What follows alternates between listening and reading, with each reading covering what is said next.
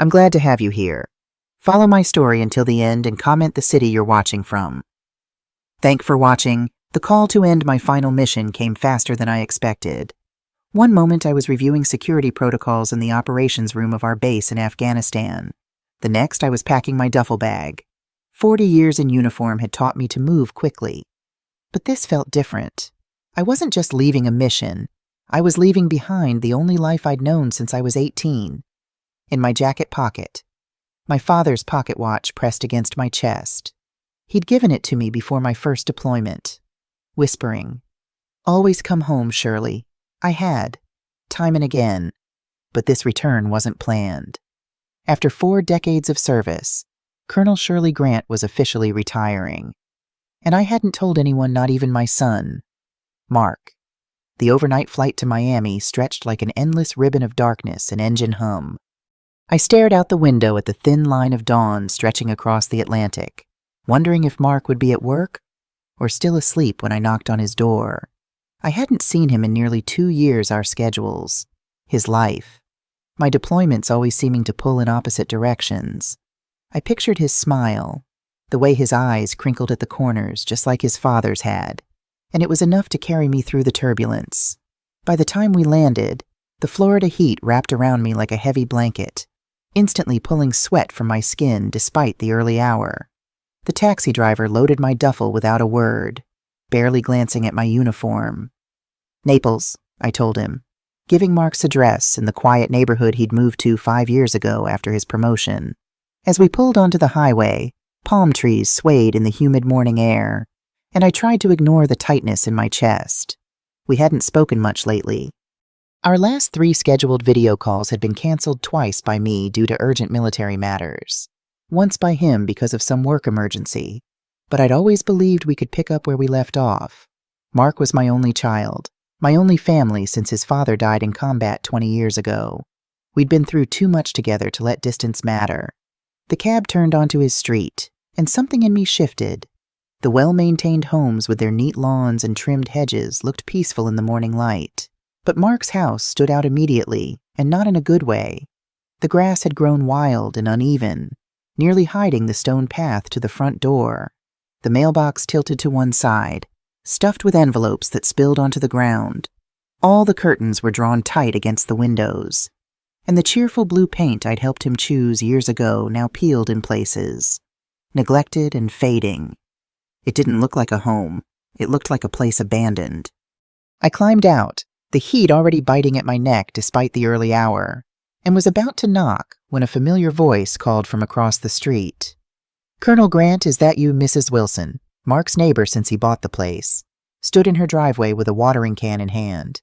Even from this distance, I could see how pale her face had become, how her eyes widened at the sight of me. "Hello, Evelyn," I said, walking toward her. Her garden was immaculate as always, roses climbing trellises and birds chirping from feeders hanging from the eaves of her porch. I thought I'd surprise Mark. She set down her watering can, both hands now fidgeting with the hem of her gardening apron. "Oh, Shirley," she said, my first name strange on her lips after years of calling me Colonel. "You don't know, do you?" My voice remained steady, but my fingers tightened around the watch in my pocket. "Know what Mrs.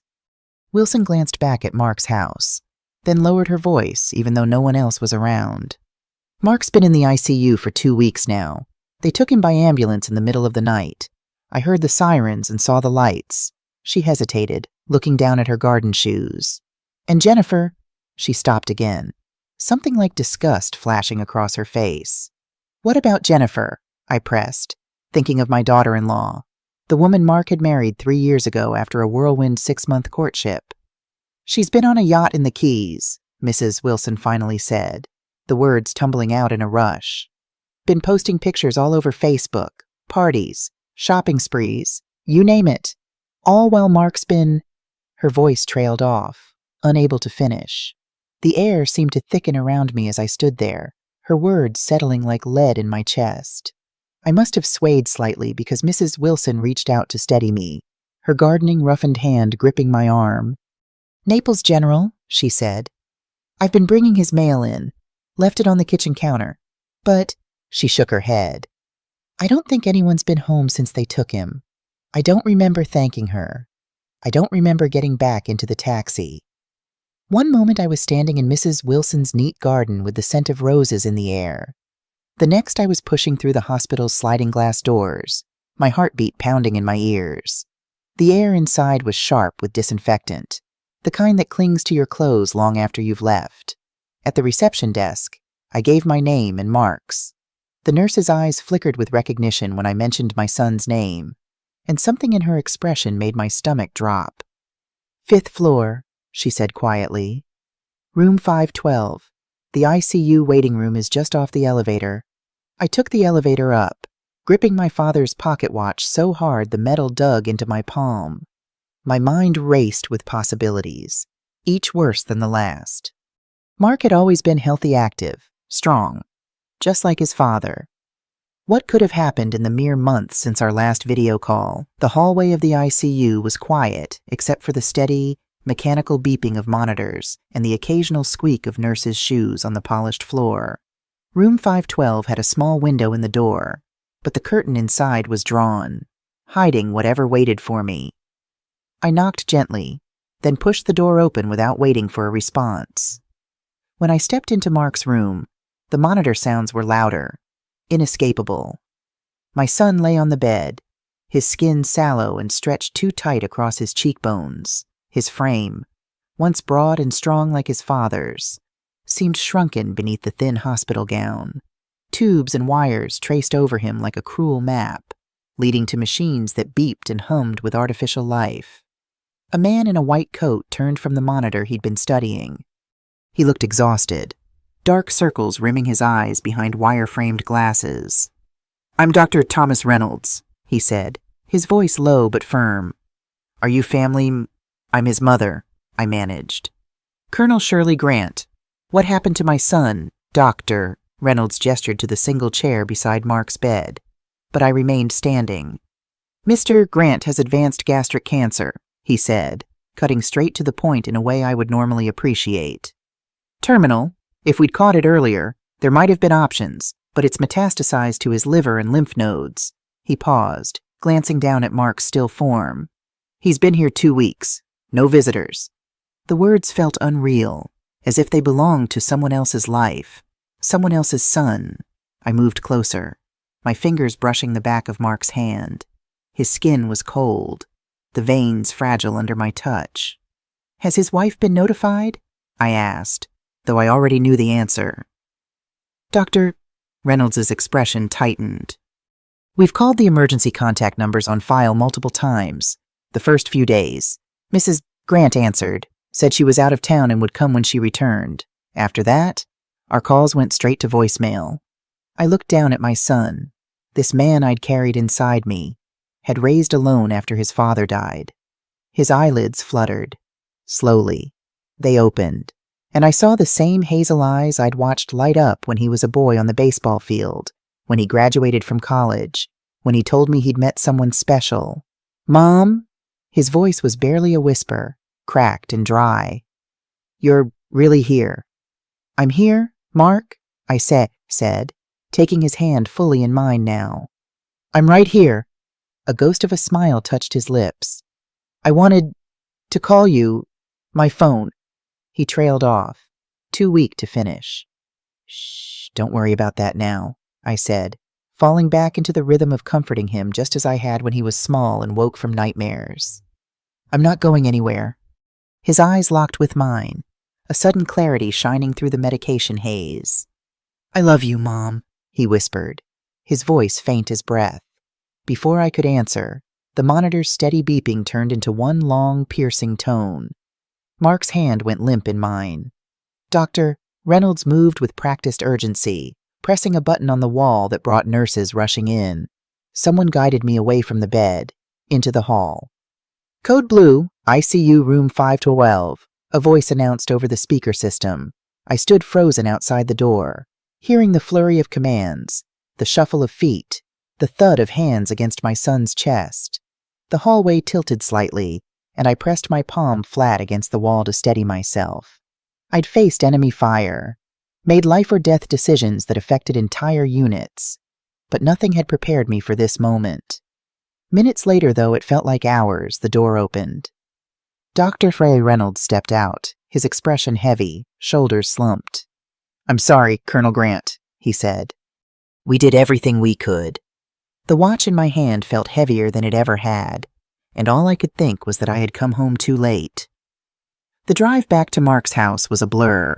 The taxi driver kept glancing at me in the rearview mirror, perhaps concerned by my silence or the way I stared straight ahead, seeing nothing of the palm trees and blue sky outside the window. The hospital had given me Mark's personal effects in a clear plastic bag, his wallet, a watch I'd given him for his 30th birthday, his phone with a dead battery, and a simple gold wedding band. I clutched the bag on my lap, my thumb rubbing absently over the curve of his watch through the plastic. When the taxi pulled up to Mark's house, I paid without registering the amount, then stood on the sidewalk watching the car drive away. The house looked even more neglected in the harsh afternoon sun.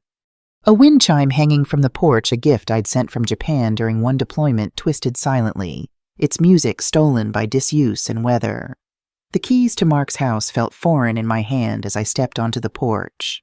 Dead leaves had collected in the corners, skittering across the wooden planks as a hot breeze picked up.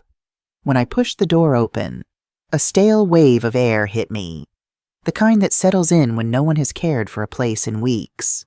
The living room was dim, curtains pulled tight against the sunlight. Empty glasses sat on the coffee table, a thin layer of dust coating their rims. A half-empty bottle of scotch stood beside them, cap missing. The framed photos I remembered seeing during my last visit, Mark's college graduation, our fishing trip to Montana, his wedding day, were gone from the mantel, leaving lighter rectangles on the faded paint.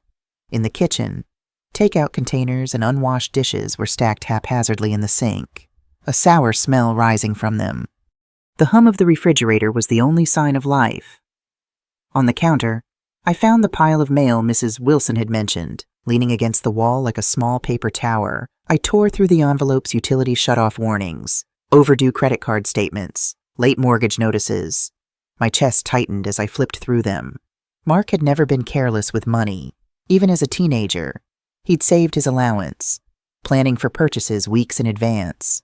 The disarray around me, the mounting bills, none of it fit the son I knew. A framed photo lay face down on the counter. I picked it up, wiping dust from the glass with my thumb. It was from their wedding day, Mark in his suit, Jennifer in her flowing white dress, both smiling at the camera. She was striking, with her sleek black hair and practiced smile. Designer shoes that had probably cost more than my monthly retirement check would be. I set the photo down, unable to reconcile the smiling woman in the image with someone who would abandon my son in his greatest time of need. The house had 3 bedrooms: the master, a guest room, and the small room Mark had set up as a home office. I moved into the office first, finding the chair slightly askew, as if someone had left in a hurry. Papers littered the desk, some crumpled, others folded neatly. A laptop sat closed at the center, its charging cable dangling empty to the floor. Among the papers, I found a thick stack of receipts. The first was for a yacht rental in Key West, $75,000 for a week, dated just days after Mark had been admitted to the ICU. Another from Cartier in Miami showed nearly $50,000 for jewelry. There were dinners at oceanfront resorts, luxury clothing boutiques, all charged to Mark's credit card. The dates lined up too neatly with the days I knew he had been lying in that hospital bed, alone and dying. I sat down hard in the desk chair, the receipts trembling in my hands. Jennifer's face filled my mind, the smile she'd worn in their wedding photo, the laugh I'd heard during our few video calls together. I had tried to be welcoming when Mark introduced us, had pushed aside my concerns about their hasty engagement for his sake. I had trusted her to stand beside my son, to care for him when I couldn't be there. Instead, she'd been draining his accounts while he fought for his life alone. I pressed the receipts into a neat stack, each one a quiet accusation, and knew this was only the beginning of what I was going to find. Setting them aside, I tried Mark's laptop, but it was password protected. His phone from the hospital bag was dead, the charger nowhere in sight. Moving to the master bedroom felt like an invasion, but I needed to understand what had happened here. The king-sized bed was unmade, sheets tangled as if someone had left in a hurry. Mark's side, I could tell from the reading glasses on the nightstand, was relatively neat. Jennifer's side was a chaos of discarded clothes, empty shopping bags from luxury brands, and makeup items scattered across the surface of an ornate vanity. The closet told another story. Mark's clothes, the suits he wore to work at the architectural firm. His weekend jeans and t-shirts hung neatly on one side. Jennifer's side was half empty, expensive hangers tossed on the floor as if she'd packed in a rush, taking only her most valuable pieces. In the master bathroom, I found prescription bottles lined up on the counter. I picked one up, reading the label hydrocodone, prescribed to Mark Grant 2 months ago. The bottle was nearly full, another for nausea medication, barely touched, a third for stomach acid, almost empty. He'd been sick longer than anyone realized, treating symptoms without knowing their cause. I returned to the kitchen, where the pile of mail waited like a silent accusation. Sitting at the table, I sorted it methodically, creating separate stacks: bills, personal correspondence, junk mail. Near the bottom of the pile, I found a letter from Mark's medical insurance company, dated 3 weeks ago. It was a notification of claim denial. A CT scan and specialist consultation had been rejected as not medically necessary without prior authorization. The letter had been opened, then resealed sloppily. Someone had read it and decided it wasn't important enough to act on. My hands were steady as I reached for my phone, decades of military crisis management keeping my emotions in check, even as rage built inside me. Jennifer's number was still saved in my contacts, though I hadn't used it in months. For a moment, I stared at the screen, my thumb hovering over her name. The weight of what I'd just discovered pushed me forward. I tapped the call button. It rang once, twice, then connected to video. Jennifer's face appeared, framed by the blinding white of a yacht deck. Music thumped in the background, mingled with bursts of laughter. She was wearing oversized sunglasses, her dark hair pulled back in a sleek ponytail, skin bronzed from days in the sun. In one hand, she held a stemmed glass, a bright orange drink sloshing against the rim. Behind her, people in swimwear danced and shouted over the wind. "Well, look who finally decided to call," she said, smiling like we were old friends catching up. "The military must have finally let you have a day off." I said nothing, simply watching her. The seconds stretched between us, her smile faltering slightly at my silence. "Is something wrong?" she finally asked, pushing her sunglasses to the top of her head. "You look different." "Mark's gone," I said flatly, my voice steadier than I expected. Her smile faltered for a heartbeat. Then she shrugged, taking a slow sip from her glass. "It was inevitable. You know, he'd been sick for a while. Nothing anyone could do."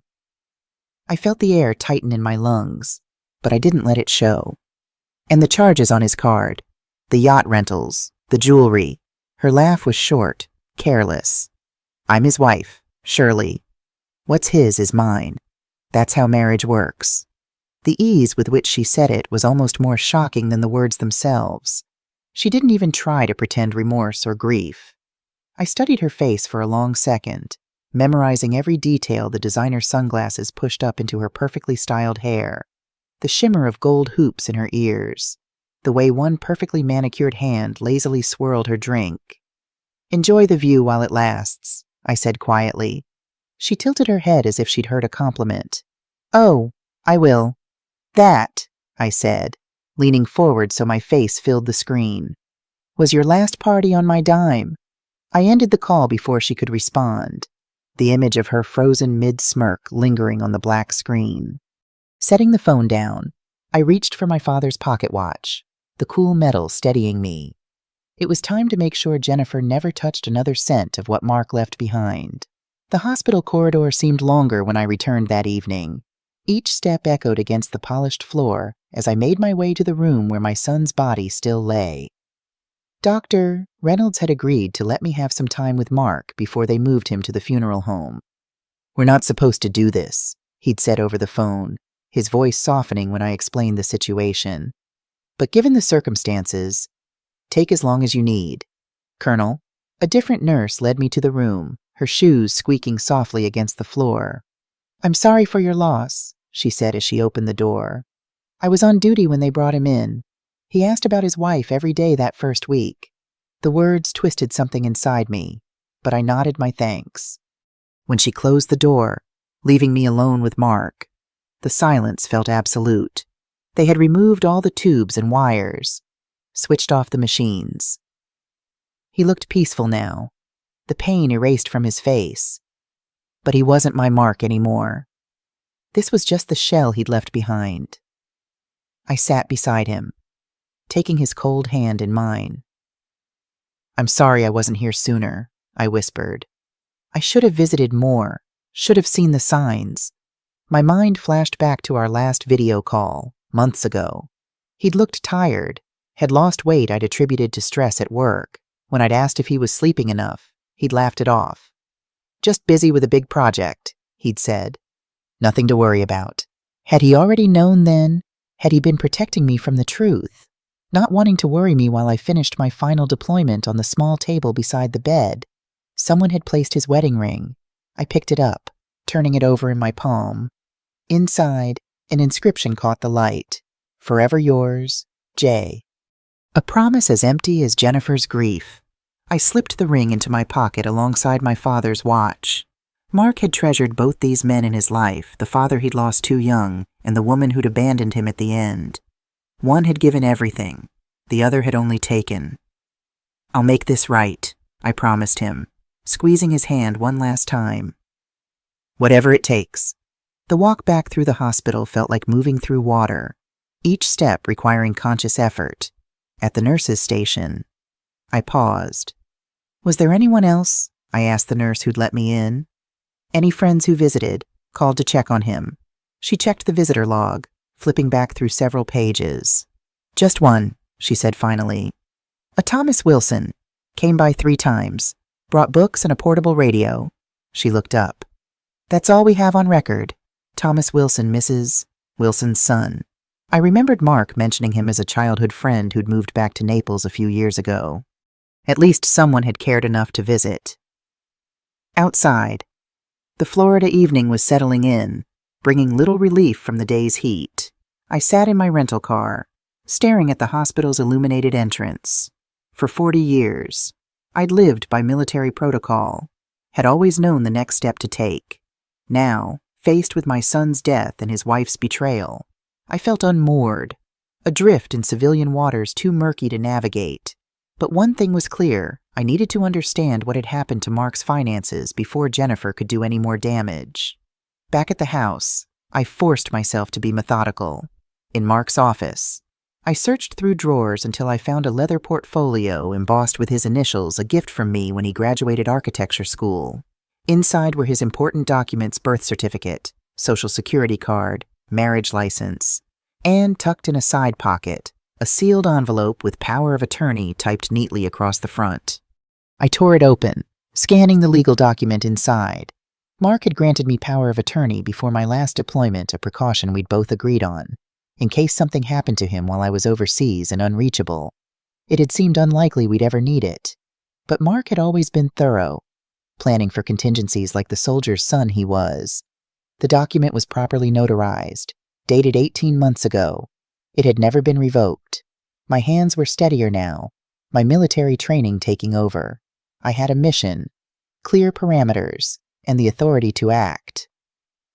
I began taking photos of everything: the receipts, the bills, the prescription bottles, the power of attorney.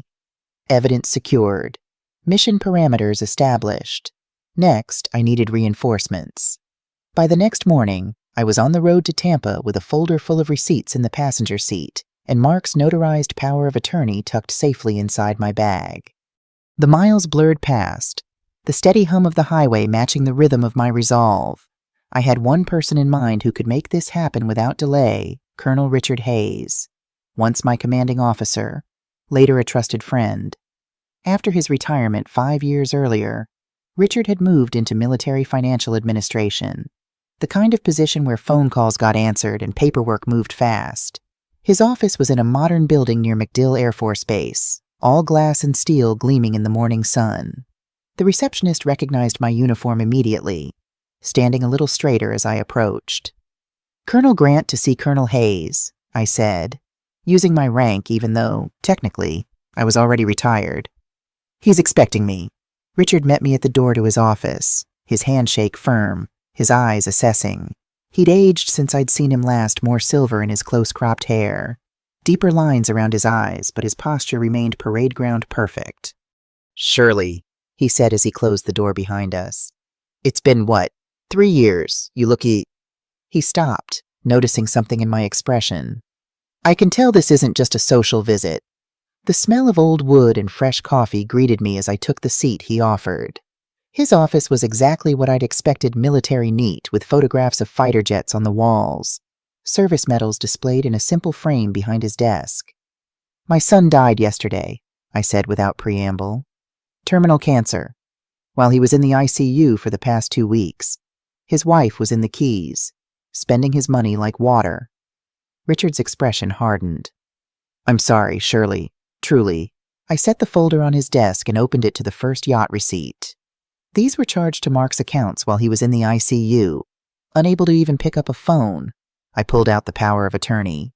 "And here's the POA he signed before my last deployment. I need everything frozen, every account, every card. Today." Richard flipped through the papers, his brow tightening with each page. He paused at a photo of Jennifer on the yacht, her social media post still visible with the timestamp corresponding to Mark's 3rd day in intensive care. "You don't have to explain further," he said, setting the folder down. "Let's get to work." For the next 40 minutes, the room was filled with the tapping of keys and the shuffle of documents as Richard made call after call. He had connections at 3 major banks and knew exactly which departments to contact, which forms to request, which phrases would cut through bureaucratic delays. I watched each step like I was tracking an operation in the field, mentally noting procedures I might need again. Richard was thorough, checking and double-checking account numbers, explaining the situation in clear terms that left no room for argument. "Yes, I understand this is unusual," he said to one bank manager, his voice crisp. "But we have clear evidence of exploitation of an incapacitated individual and a valid power of attorney executed prior to incapacitation. I can have JAG counsel on the line in 5 minutes if you prefer to discuss legal implications." The threat was enough. One by one, the dominoes fell, checking accounts frozen, credit cards canceled, automated payments suspended. Finally, Richard slid a printout across the desk. "All accounts frozen, linked cards canceled, remaining balances transferred to a holding account in your name as power of attorney. The mortgage payment that was due went through this morning. I prioritized that one." I exhaled slowly, the first real breath I'd taken since walking into Mark's hospital room. "Thank you, Richard. I can't tell you what this means." "Don't thank me yet," he said with a small, knowing look. "She's going to come at you hard. Women like that, they don't give up money without a fight." He was right. Before I even left the parking lot, my phone lit up with Jennifer's name. I let it ring, watching as voicemail notifications began to appear. The first few messages were full of curses and threats, her voice rising with each call. By the third, her tone had shifted, becoming softer, almost pleading. "Shirley, please," she said, the sounds of the yacht party now conspicuously absent. "I know you're upset, and I understand, but I just need access to cover some expenses. We can work this out, mother to daughter-in-law. Call me back." Not once did she say Mark's name. Not once did she express grief or regret. I let the phone ring, the vibrations against my palm a reminder that this was only the first step. The real fight was still ahead. The afternoon sun cast long shadows across Mark's driveway as I returned from Tampa. 2 days since I'd arrived in Naples, and already the world had shifted beyond recognition. My retirement, once the beginning of a new chapter, now felt like an irrelevant footnote to this unexpected tragedy. Mrs. Wilson was watering her front garden when I pulled up. She set down her hose and crossed the street, concern etched into the lines around her eyes. "How are you holding up?" she asked, her voice gentle. "I'm managing," I said, surprising myself with how steady I sounded. Thank you for checking on Mark's house while he was away, she nodded, glancing at the neglected yard. Thomas went to see him several times. You know, they weren't close as adults, but when he heard, she trailed off, then squared her shoulders. Would you like some help getting things in order? I'm pretty handy with a lawnmower, and Thomas could come by this weekend to fix that loose gutter.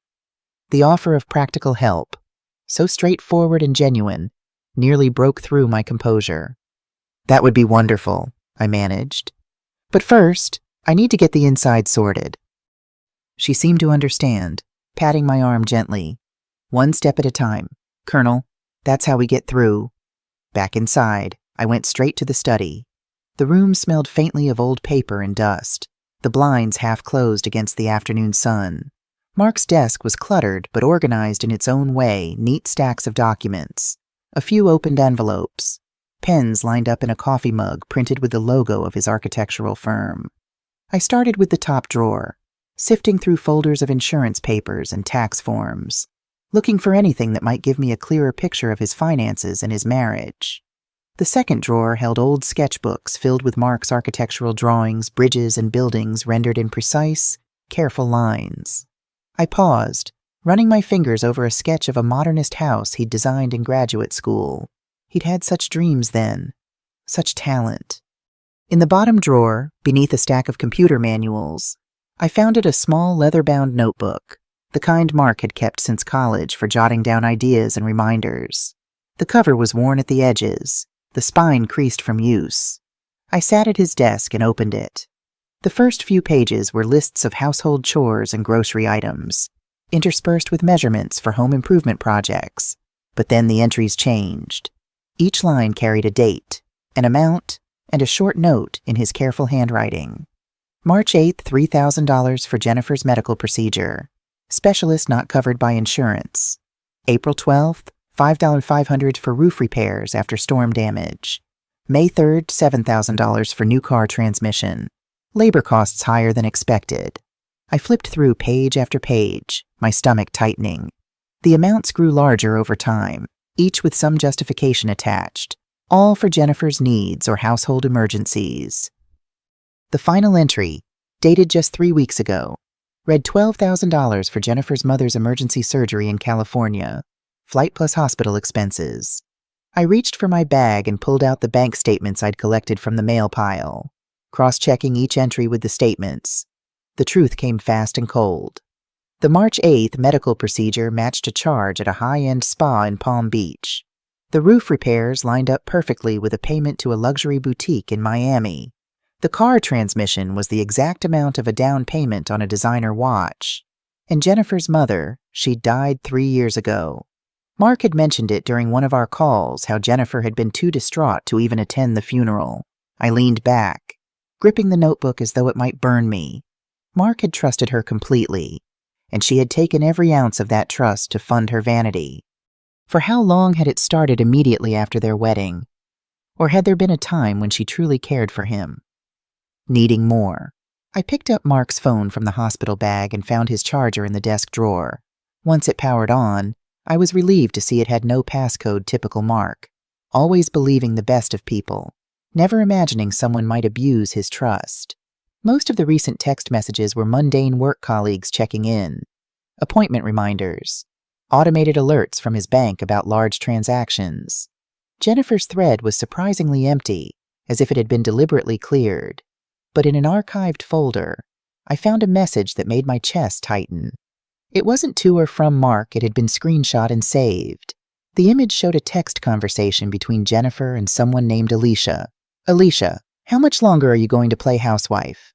Riviera awaits Jennifer. Might as well enjoy his money while I can. Doctor says he won't last long. Already started moving funds to my personal account.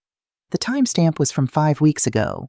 I closed the phone slowly, my hand trembling not from shock, but from a steady, simmering resolve.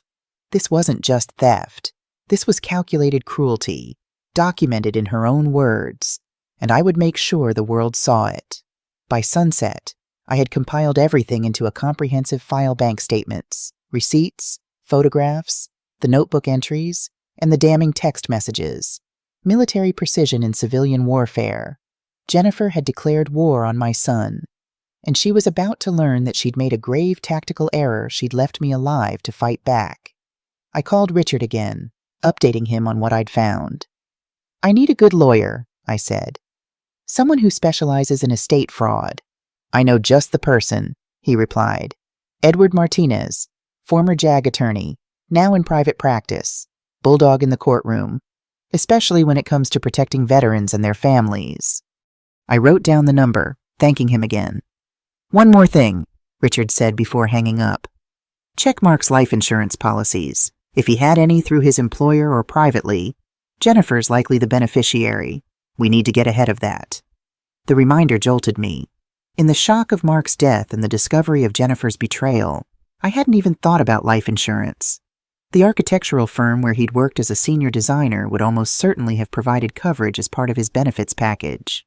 A quick search through his email confirmed it a policy worth $500,000 with Jennifer listed as the sole beneficiary. There was also a private policy he'd taken out 5 years ago before meeting Jennifer with me as the beneficiary. He'd never changed it. Small mercies in a storm of betrayal. My phone rang again, Jennifer's name flashing on the screen for the 12th time that day. This time, I answered. "Where is my money?" she demanded, skipping any pretense of grief or pleasantries. "Safe," I replied, my voice calm. "Away from you." "You can't do this," she hissed. "I'm his wife. I have rights, and I have power of attorney, granted long before you entered the picture." She laughed, the sound sharp and ugly. "That ended when he died. Colonel, check your military regulations. I'm the widow. I inherit everything. The house, the cars, the bank account's all mine. We'll see about that," I said, then paused. "Tell me something, Jennifer. Did you ever love him at all?"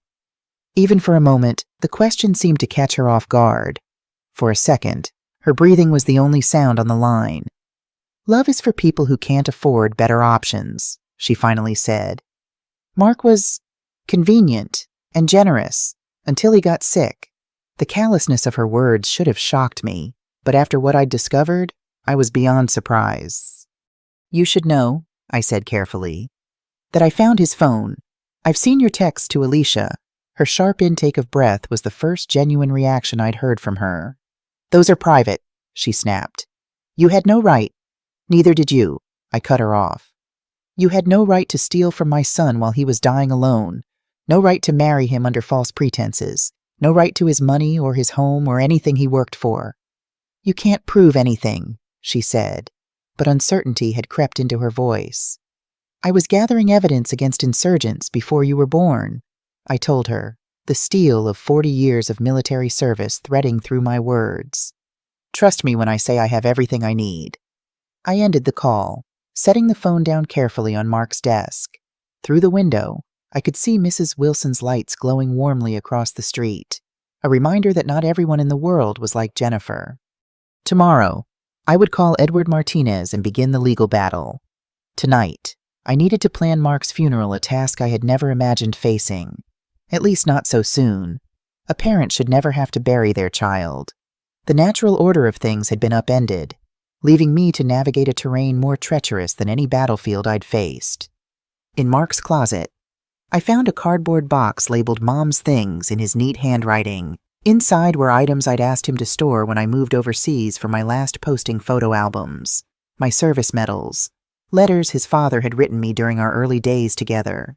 At the bottom, wrapped in tissue paper, lay a small wooden frame holding a photograph of the three of us, Mark at 5 years old, balanced on his father's shoulders, me standing beside them, all of us laughing at something now lost to time. We'd been at the beach, the Gulf of Mexico stretching endlessly behind us. I held the photo to my chest, finally allowing the tears to come. Not in front of Jennifer, not in the hospital, not in Richard's office, but here, alone in the house my son had made, surrounded by the evidence of a life cut short and a love betrayed. Tomorrow would be for justice. Tonight was for grief. I woke before dawn, military habits refusing to yield even to grief. For a moment, the unfamiliar ceiling of Mark's guest room disoriented me. Then reality crashed back. My son was gone. His wife had betrayed him, and I had a war to fight on his behalf. The house was silent as I made coffee in the kitchen, the morning light barely filtering through the curtains. I'd slept in my clothes, too exhausted to bother with pajamas. My phone showed 3 missed calls from Jennifer, all after midnight. No voicemails this time. As I sipped my coffee, I methodically laid out my battle plan for the day: meet with the lawyer, arrange Mark's funeral, and continue gathering evidence. The military had taught me to compartmentalize, to focus on the mission even when emotions threatened to overwhelm. That training was saving me now. By 7, I was showered and dressed in the one civilian outfit I'd packed: dark slacks and a button-down shirt. I'd need to buy something appropriate for the funeral. The thought sent a fresh wave of pain through me, but I pushed it aside. Operational focus. Mrs. Wilson appeared at the door just as I was heading out, a covered dish in her hands. "Breakfast casserole," she said, pressing it into my arms before I could protest. "My mother's recipe. Thomas is coming by later to mow the lawn." Her eyes were red-rimmed beneath her glasses. "We all loved Mark, you know. Such a kind young man." I thanked her, touched by the simple gesture of neighborly care. In the military, we called it having your six, someone watching your back. I hadn't expected to find that in this civilian neighborhood. Edward Martinez's law office was in a converted historic home in downtown Naples, the kind of place that spoke of established success without flashy pretension. The receptionist, a sharp-eyed woman in her 50s, took my name and led me immediately to Martinez's office. "Colonel Grant," he said, rising from behind a desk stacked with legal volumes. Martinez was younger than I'd expected, perhaps in his early 40s, with close-cropped dark hair and the alert posture of someone with military training. "Richard Hayes speaks very highly of you." "Thank you for seeing me on such short notice," I replied, taking the seat he offered. "Richard explained the basics," Martinez said, his expression grave. "I'm sorry about your son. What you're describing, financial exploitation of a terminally ill spouse, is unfortunately something I've seen before." For the next hour, I walked him through everything I'd discovered, from the lavish spending while Mark was hospitalized to the damning text messages and the notebook entries. Martinez took meticulous notes, occasionally asking clarifying questions. "The power of attorney is crucial," he said, examining the document. "It gives us standing to take immediate action. But for long-term control of the estate, we'll need more." He outlined our options: filing for emergency injunctive relief to maintain the freeze on Mark's assets, contesting any attempt by Jennifer to claim the estate as sole heir, and potentially bringing civil charges for fraud. "What about criminal charges?" I asked.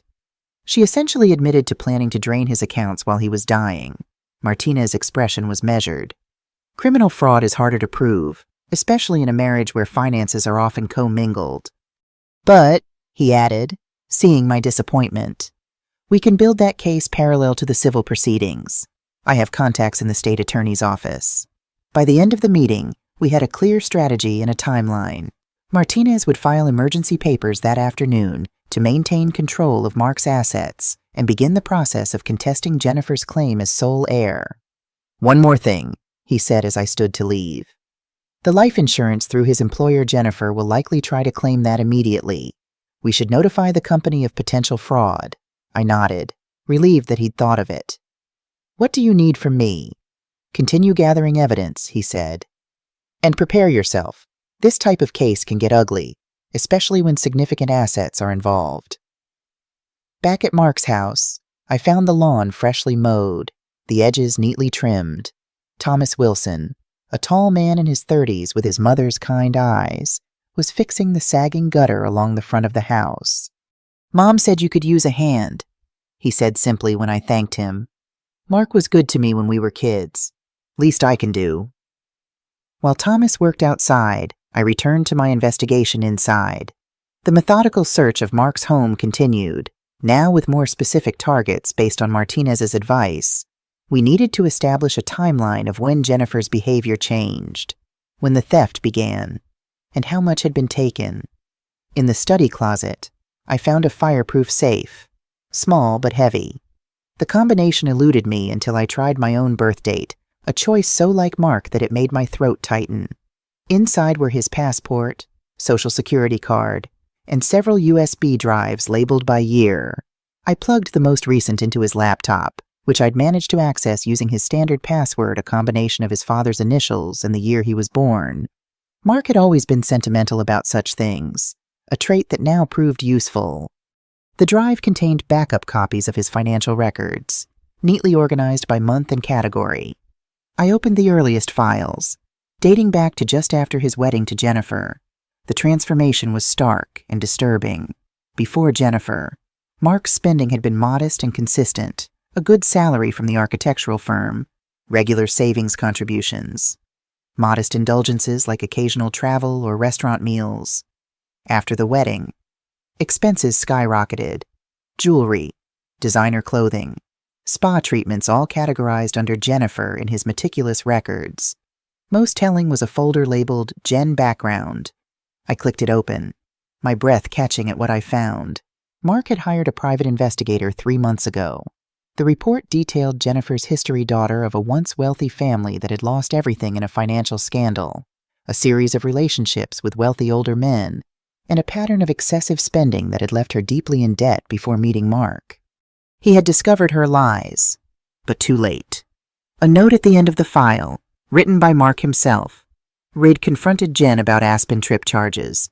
She denied everything despite credit card statements. Says I'm paranoid, imagining things. Maybe the doctors are right about the stress affecting my mind. We'll talk to Dr. Chen about increasing medication. My hands clenched around the mouse. She'd not only stolen from him, but had made him doubt his own sanity while doing it, a classic gaslighting technique I'd seen used in psychological warfare. The discovery hit me like a physical blow. Jennifer hadn't just married Mark for his money, she'd systematically manipulated him, exploiting his trusting nature while building her exit strategy. The notebook entries showing her lies about where money was going were just the tip of the iceberg. Digging deeper into the investigator's report, I found more disturbing details. Jennifer had been married twice before brief unions to wealthy men that had ended with substantial financial settlements. Both previous husbands were significantly older than her. One had died of heart failure shortly after their divorce. The other had moved abroad. She'd been planning this from the beginning, a calculated long con with my son as the target. I compiled everything onto a new USB drive for Martinez, copying the files methodically. The private investigator's contact information was included in the report. I made a note to call him. He might have additional evidence that hadn't made it into the final report. As evening approached, Thomas finished the outdoor repairs and declined my offer of payment. "Just helping a neighbor," he said with a shrug. "Mom says you're handling the funeral arrangements. If you need help with anything, just ask." I thanked him, grateful for the reminder of the practical matters still needing attention. After he left, I called the funeral home Dr. Reynolds had recommended and scheduled a meeting for the following morning. Mark would have a military honor guard, his right as the son of 2 service members. His father would have wanted that. Just as I was closing the laptop, a new email arrived in Mark's inbox. The sender was Jennifer. The subject line reading simply, "You'll regret this." I opened it, bracing myself for more threats or accusations. Instead, I found a single line of text. "Check the basement storage room if you want to know what your precious son was really hiding." The message hit its mark, creating confusion and doubt, exactly as she'd intended. Mark's house didn't have a basement. Or did it? The architectural plans I'd seen made no mention of one, but Florida homes sometimes had small storage areas built below ground level, despite the water table challenges. I searched the house again, this time looking for any door or access point I might have missed. In the utility room off the kitchen, behind a stack of moving boxes, I found a small door that might have been mistaken for an electrical panel. It opened to reveal a set of narrow stairs leading down into darkness.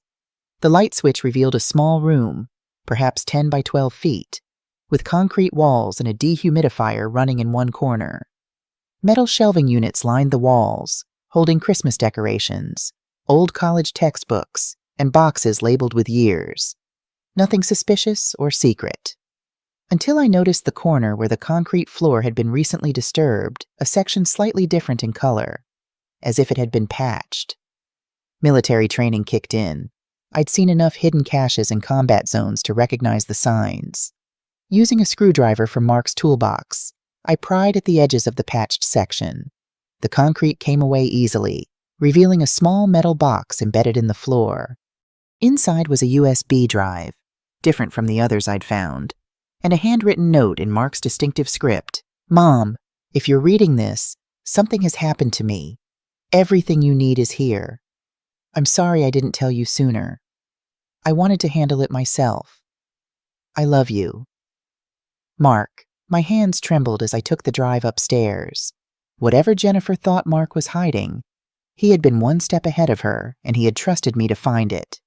The drive contained a video file, dated just 3 weeks ago. I clicked play, and Mark's face filled the screen.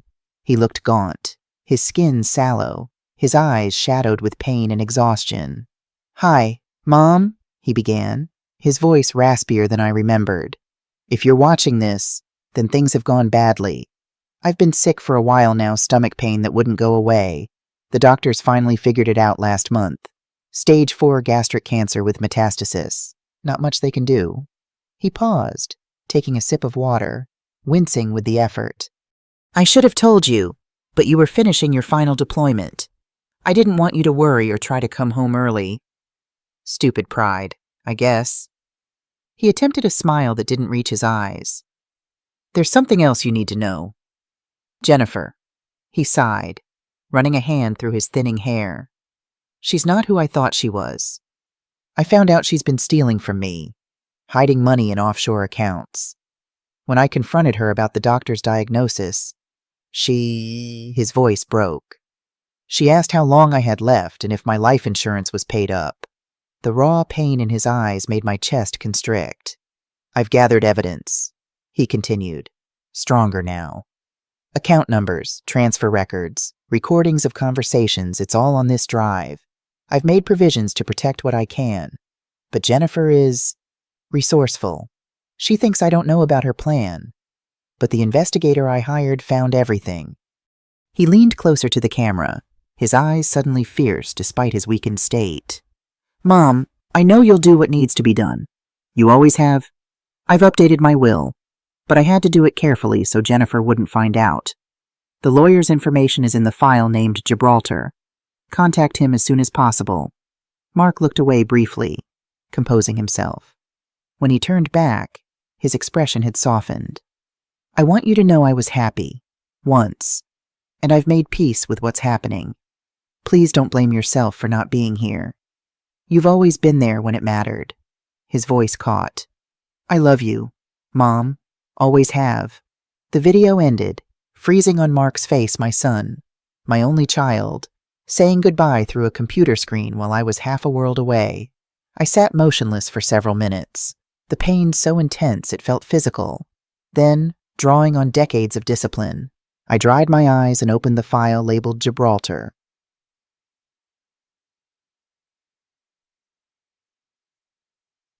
Inside was contact information for a lawyer in Miami, not Mark's regular attorney, but a specialist in estate fraud and asset protection.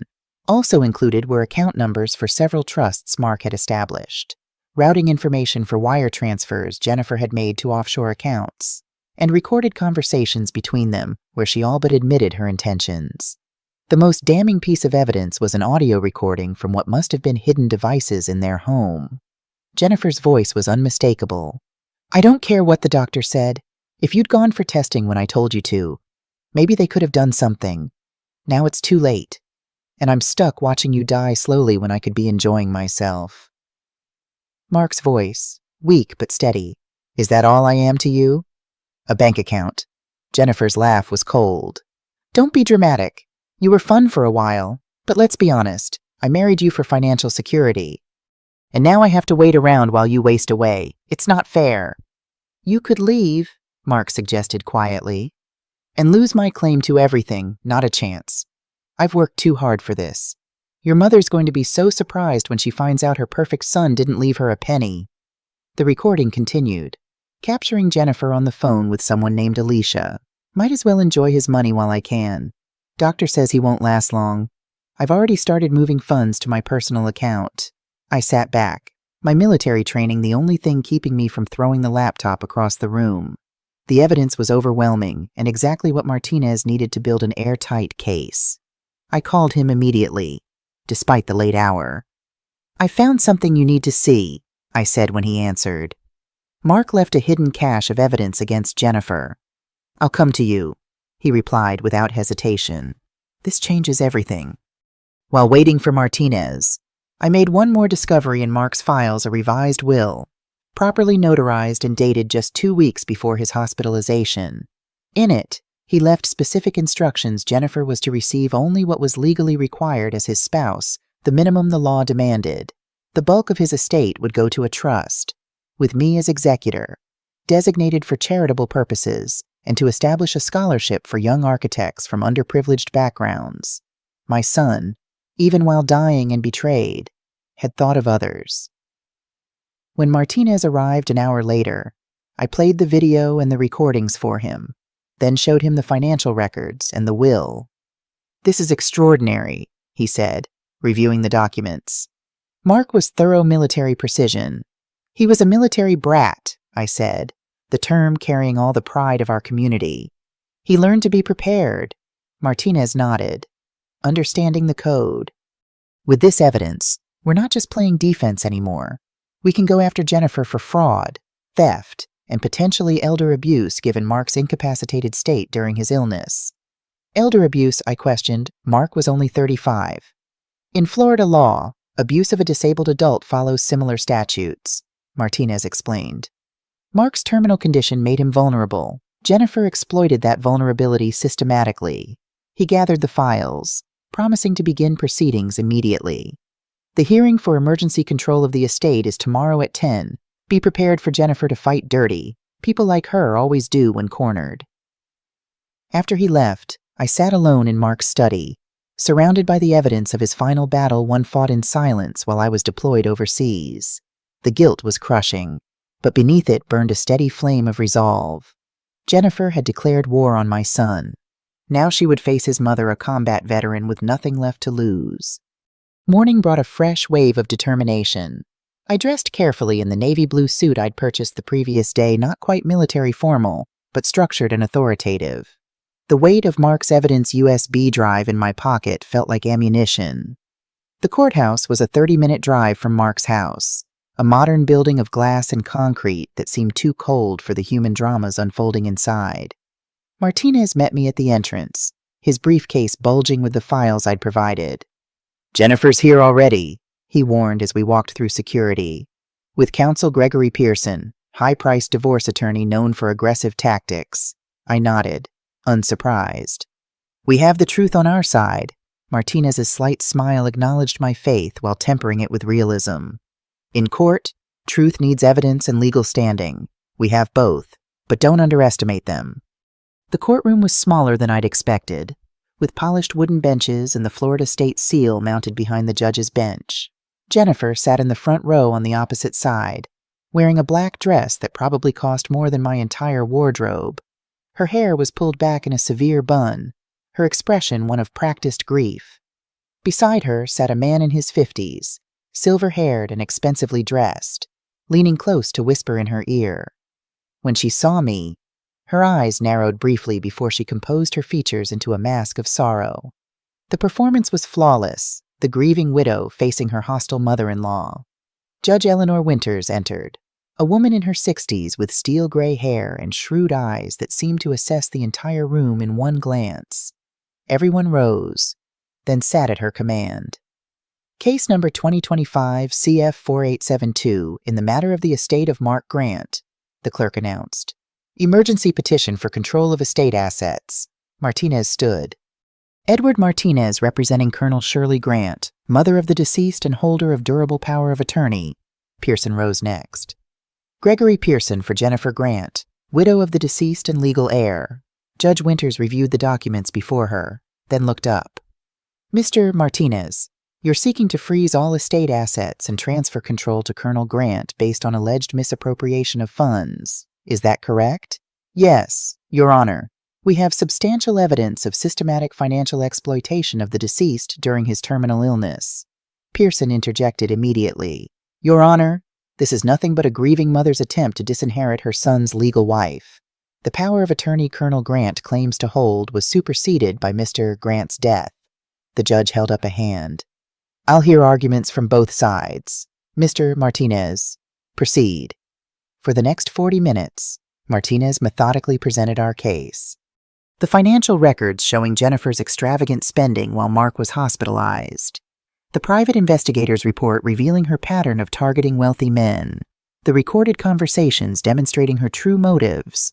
Throughout the presentation, I kept my eyes forward, my posture military straight. Only once did I glance at Jennifer, finding her mask of grief slipping into cold calculation as she whispered urgently to Pearson. When Martinez played the recording of Jennifer discussing how she'd already started moving funds while Mark was dying, a murmur ran through the courtroom. Judge Winters's expression remained neutral, but her eyes sharpened. Pearson's rebuttal was what we'd expected, attacking the legality of the recordings, questioning the authenticity of the evidence, portraying Jennifer as a loving wife blindsided by both her husband's death and her mother-in-law's hostility. Mrs. Grant had every right to access joint accounts, he argued smoothly. These were marital assets. Colonel Grant is attempting to rewrite Florida law based on personal animosity. The judge listened impassively, occasionally making notes. When both attorneys had finished, she turned to me. Colonel Grant, as holder of the power of attorney, what are your intentions regarding the estate? I stood drawing on 4 decades of addressing superior officers. Your Honor, my son's final wishes were clear. He established trusts for charitable purposes and made provisions for his assets to benefit architectural education for underprivileged students. I intend to honor those wishes and protect his legacy from further exploitation. Judge Winters nodded, then addressed Jennifer. Mrs. Grant, do you wish to make a statement? Jennifer rose, a single tear tracking perfectly down her cheek. Your Honor, I loved my husband. These accusations are heartbreaking at a time when I'm already grieving. Mark would be devastated to see his mother turning against me like this. Her performance was convincing, but the evidence spoke louder. Judge Winters reviewed her notes one final time, then looked up.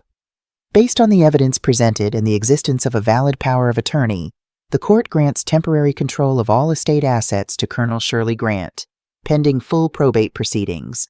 All accounts will remain frozen except as necessary for estate administration.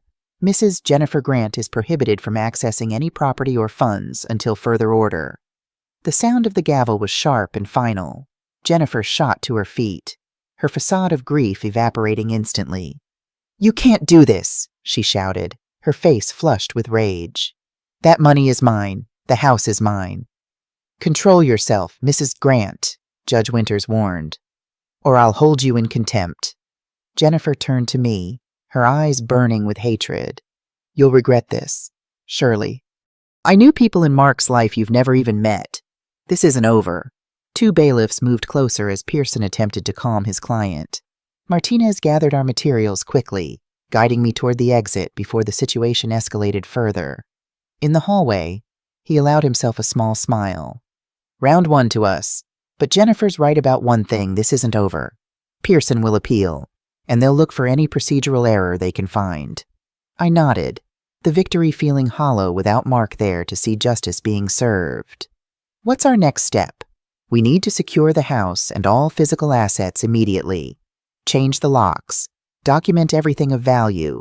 Jennifer will likely try to remove items she claims are personal property. By the time we returned to Mark's house, it was already too late for some of that. The front door stood open, and sounds of destruction came from inside. Martinez called the police while I rushed in to find Jennifer and 2 men I didn't recognize throwing items into boxes and bags.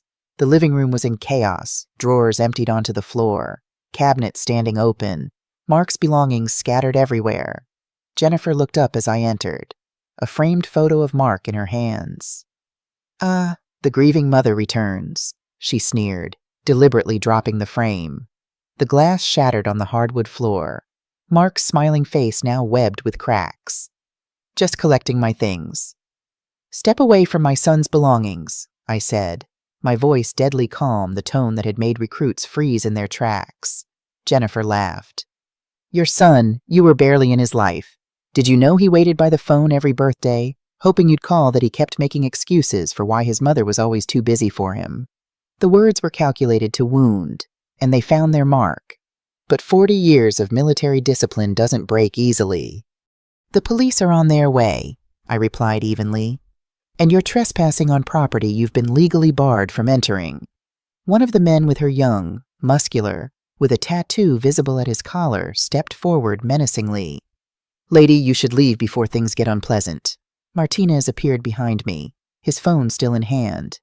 That sounds very much like a threat, which would violate the restraining order included in the judge's ruling. The police are 3 minutes out. I suggest you all stop what you're doing immediately. The man hesitated, looking to Jennifer for direction, her face contorted with fury, but calculation quickly replaced it. Fine, she said, dropping an expensive-looking vase that shattered alongside the photo frame. Take this dump. Mark was pathetic anyway, weak, just like his father probably was. You military types are all the same, all discipline. No spine. She stalked toward the door, pausing beside me. This house, it's mortgaged to the hilt. I made sure of that. Good luck paying it off on your pension. Colonel? The 2 men followed her out, carrying several bags of items. We let them go, Martinez documenting everything with his phone camera. The destruction they'd left behind was extensive but appeared targeted expensive electronics. Jewelry and artwork were gone, while more personal items had been deliberately damaged. The police arrived minutes later, taking statements and photographing the scene. The officer in charge, a veteran himself based on the service pin on his uniform, was sympathetic. We'll file charges for violating the court order and destruction of property, he assured me. But recovering whatever they took might be difficult. After they left, Martinez helped me secure the house, calling a locksmith to change all the locks and arranging for a security service to monitor the property. By evening, the immediate crisis had been contained, but the emotional toll was mounting. You should get some rest, Martinez advised as he prepared to leave. Tomorrow we'll need to visit Mark's bank in person, check safe deposit boxes, and begin a full inventory of the estate. I nodded, too exhausted to speak. The adrenaline of the confrontation was fading, leaving behind a bone-deep weariness. You won, he added gently. Today was a major victory. Mark would be proud. Alone in the house, I began cleaning up the mess Jennifer had left behind, carefully collecting the shards of broken glass from Mark's photo. The image of my son, smiling up through the cracks, brought a fresh wave of grief. Had I really missed all those birthdays? Had he really waited by the phone Jennifer's words, designed to hurt, carried just enough potential truth to find purchase? My military career had taken me away from Mark more often than I cared to admit. There had been missed birthdays, school events I couldn't attend, graduations I'd witnessed only through photos or video calls.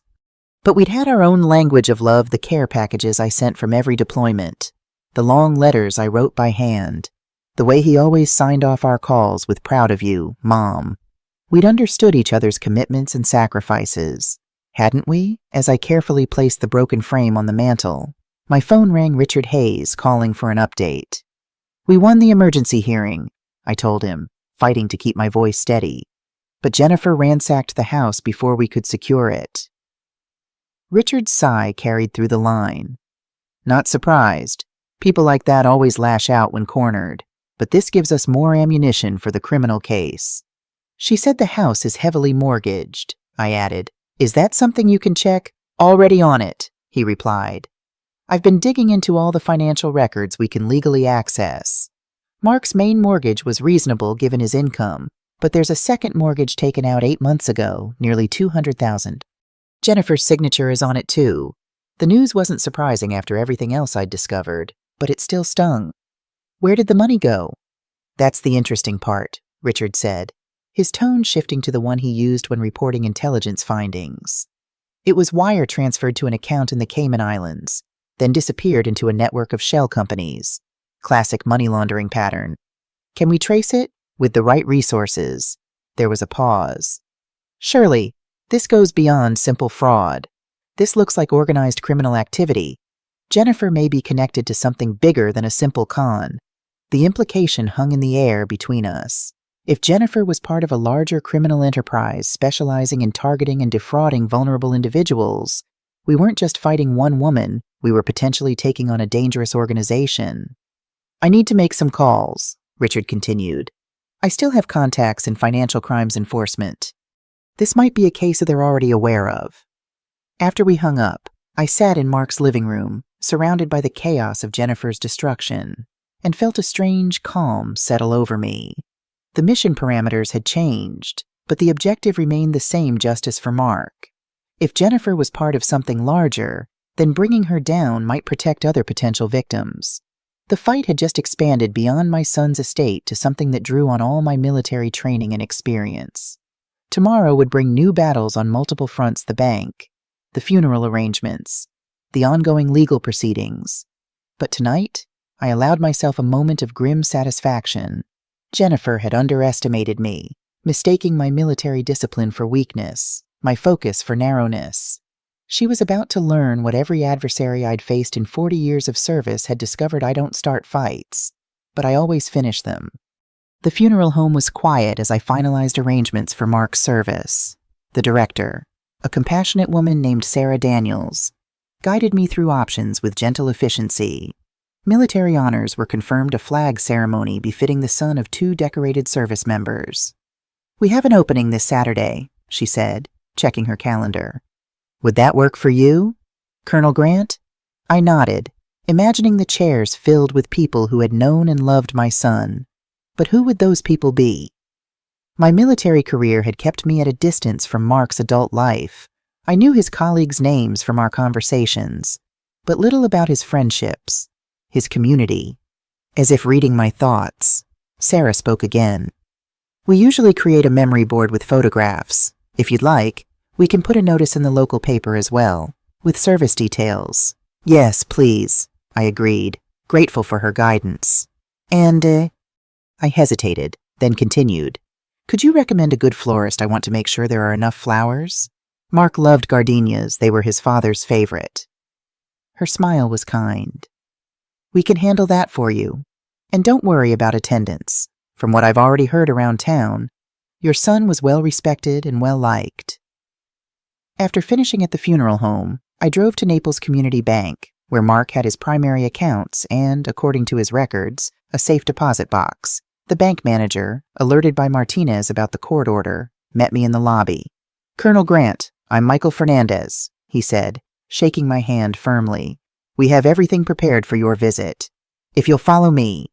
In his office, Fernandez brought out the paperwork Martinez had sent over the court order granting me temporary control of Mark's estate and the power of attorney documentation. "I want to express my condolences," Fernandez said as he reviewed the documents. "Mark was a valued client. I helped him set up his accounts when he first moved to Naples." "Thank you," I replied. "Did you happen to know him well?" Fernandez's expression softened. "He came in regularly, always took time to ask about my family. When my son was interested in architecture, Mark spent an hour showing him how to sketch perspective drawings right here in the lobby. That's the kind of man he was." The simple anecdote, this small glimpse into my son's everyday kindness, tightened my throat. I'd known Mark was generous and thoughtful, but hearing it from others made his loss feel both sharper and somehow more bearable, as if pieces of him continued to exist in the memories of those he'd touched. Fernandez escorted me to the safe deposit box area, where a bank officer waited with the necessary forms.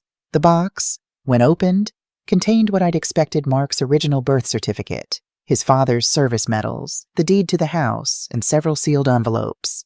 One envelope bore my name in Mark's handwriting. Inside was a letter dated just 3 weeks before his hospitalization. "Mom, if you're reading this, things have gone the way the doctors predicted. I'm sorry for not telling you about the diagnosis sooner. I kept hoping for better news to share instead. There's something else I couldn't bring myself to tell you over the phone. Jennifer isn't who we thought she was. I discovered she's been systematically stealing from me, using my accounts to fund a lifestyle I never knew about. When I confronted her, she didn't even deny it, just laughed and said it was too late for me to do anything about it. I've gathered evidence. You'll find it in the hidden storage room at the house, behind the utility room. I've also revised my will with Mr. Drake contact info enclosed to protect what I can. The trust for the architectural scholarship is secure. She can't touch that. I need you to know that despite everything, I've had a good life. Your strength has always been my foundation. The way you carried on after Dad died showed me what real courage looks like. I'm trying to face this with the same dignity. There's one more thing. If things go badly with Jennifer, and I suspect they will, please look into the Foster Architecture Mentorship Program. I've been volunteering there for the past 2 years, working with kids who remind me so much of myself at that age. They're good kids who just need someone to believe in them. I love you. Mom, always have, always will. Mark. I folded the letter carefully, placing it in my jacket pocket. The bank officer pretended not to notice the tears I quickly wiped away. Mark's final communication, his last wishes so practical, yet so deeply personal. Even dying, he'd thought of others, creating a path for me to follow after he was gone. The rest of the envelopes contained what he'd promised: contact information for his will executor, documentation for the Architectural Scholarship Trust, and financial records that further confirmed Jennifer's systematic theft. Back in Fernandez's office, I inquired about recent transactions on Mark's accounts before the court-ordered freeze. There was significant activity in the weeks before his hospitalization, Fernandez confirmed, pulling up the records on his computer. Large withdrawals, wire transfers to accounts we couldn't trace. We actually flagged it for potential fraud, but when we called, Mrs. Grant assured us the transactions were authorized. And you accepted that? I couldn't keep the edge from my voice. Fernandez looked uncomfortable. She had joint access to the accounts, Colonel, and she provided verification information. Legally, our hands were tied. He hesitated, then added more quietly, "For what it's worth, I never trusted her." Something about the way she spoke about Mark's money as if it was already hers. By the time I left the bank, I had a clearer picture of Jennifer's financial maneuvers, and it was even worse than I'd feared. Over the past 6 months, she'd systematically drained nearly $400,000 from Mark's accounts through a combination of direct withdrawals, wire transfers, and credit card charges. Martinez met me at a small cafe near his office, his expression serious as I shared what I'd learned. "This strengthens our case," he said, reviewing the bank records. "But Jennifer's attorney filed an emergency appeal this morning, claiming the evidence was obtained illegally and that Mark was not of sound mind when he revised his will." "That's absurd," I countered. "Mark was fully competent until the final days. We'll need his doctors to testify to that effect," Martinez agreed. "I've already contacted Dr. Reynolds. The hearing is set for next week, which gives us time to prepare." As we discussed strategy, my phone rang a number I didn't recognize. I excused myself to answer. "Colonel Grant, this is Detective James Morales, Naples Police Department, Financial Crimes Unit. We need to speak with you regarding Jennifer Grant." An hour later, I sat across from Detective Morales in an interview room at the police station. He was a compact man with intelligent eyes and the focused demeanor of someone who'd seen too many scams to be surprised by human greed. "Your son may not have been the first victim," Morales explained, opening a file folder. "We've been tracking a pattern of similar cases across Florida: wealthy individuals, often with health issues, who marry partners who then systematically drain their assets." He laid out photographs of 3 women, all bearing striking resemblances to Jennifer, though with different hair colors and styles. "Facial recognition software flagged Mrs. Grant from the report your attorney filed. We believe she's part of an organized group that targets vulnerable individuals with significant assets." "Organized crime?" I asked, thinking of Richard's warning. "More like a sophisticated con operation," Morales clarified. "They identify targets, research their financials, and insert an operative, usually a woman, for male targets, occasionally men for female marks. The operative establishes a relationship, pushes for marriage to gain legal access to assets, then begins the systematic extraction of funds." The clinical description made my skin crawl. My son, reduced to a target in some predatory scheme. "What happens to the victims?" I asked, though I feared I knew the answer. Morales' expression was grim.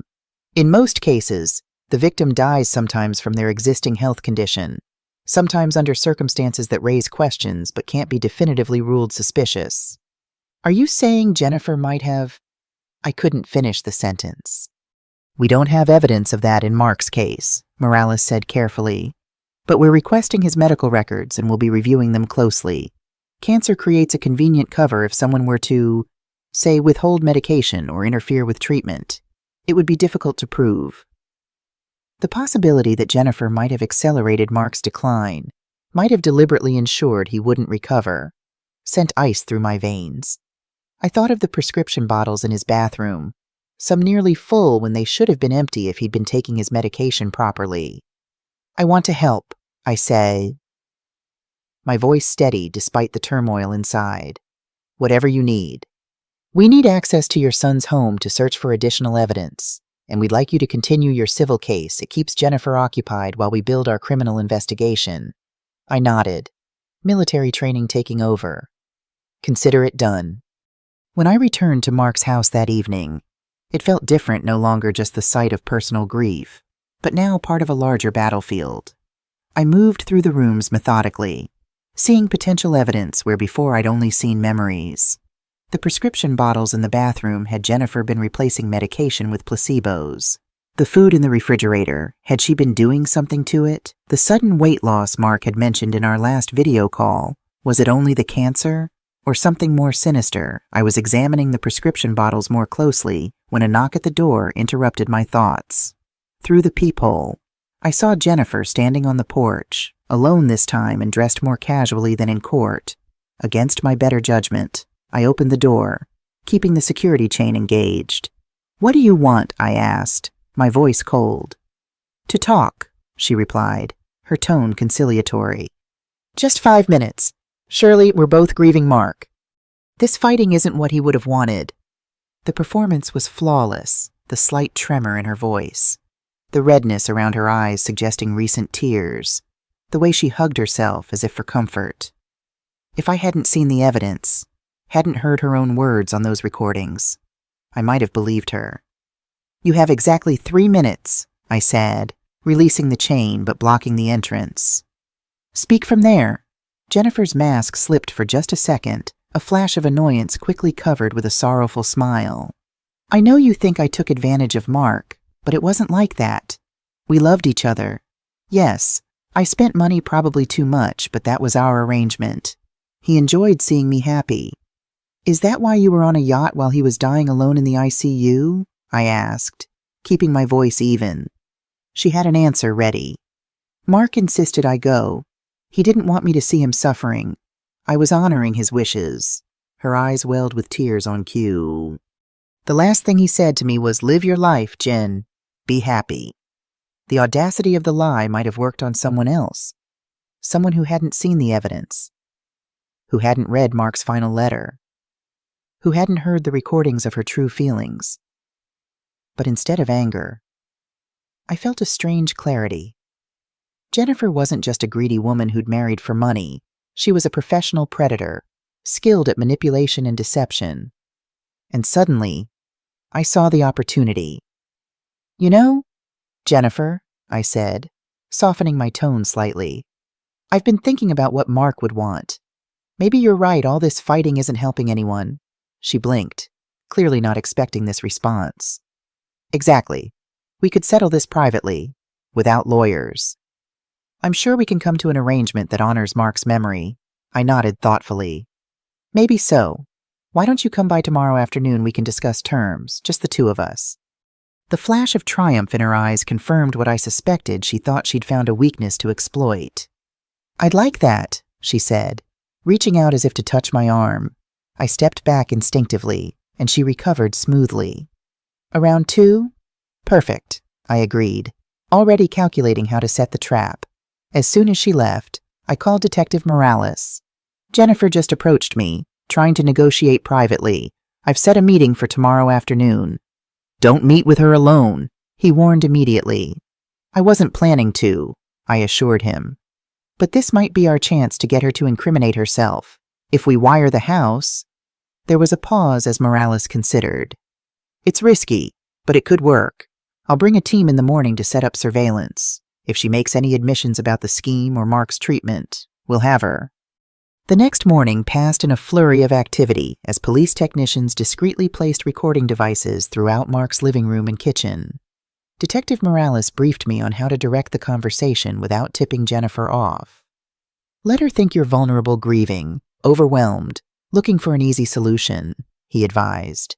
"People like her prey on perceived weakness. She'll try to establish a personal connection, position herself as sympathetic to your loss, while suggesting her solution is the only reasonable option." I nodded, familiar with the tactics from hostage negotiation training. "And what's my objective? Get her talking about the money, where it went, how much she took.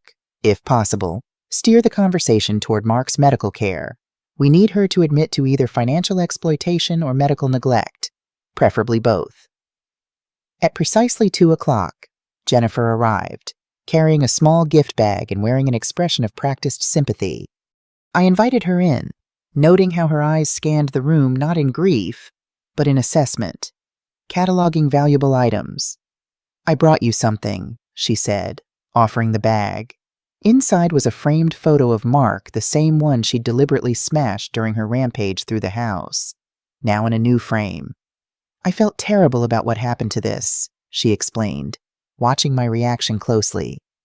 "Mark loved this picture. The manipulation was so transparent it would have been laughable if not for the stakes." I placed the photo on the coffee table, murmuring appropriate thanks. "Can I get you something to drink?" I offered, following the script Morales had suggested.